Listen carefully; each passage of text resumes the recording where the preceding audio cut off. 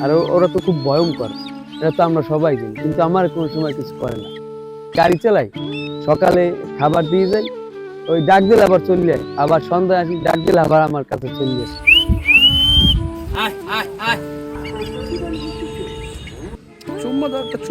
আমি ওরা ওই গরু বানতে গিয়েছিলাম, আমাদের ওই ভিটা আছে আর কি, ওই জায়গায় তাল গাছে ওর মা বাবা বাসা বাঁধছিল।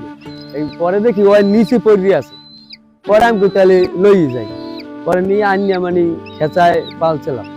পালার পরে পরে আমি দেখি অনেকদিন পরে মানে কিছুদিন পর যখন উঠতে পারবে আর কি, এই অবস্থায় পরে দেখি যে এই কিছু খায় না আর কি, মানে কিছু খাই না, কিছু করে না, মানে একবারে হয়ে গেছে।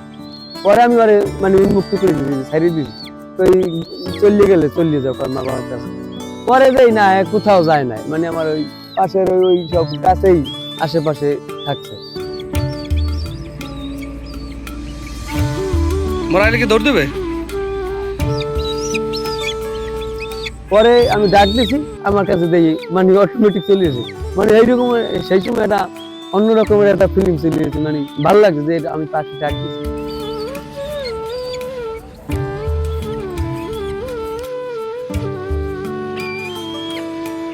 এই রকমের আস্তে আস্তে ডাক দিছি, চলে আইছে, এইগুলো খাবার দিছি, এই রকমের আস্তে আস্তে আস্তে আস্তে এই সম্পর্ক হয়ে গেছে ওর সাথে, একটা বন্ধুত্ব।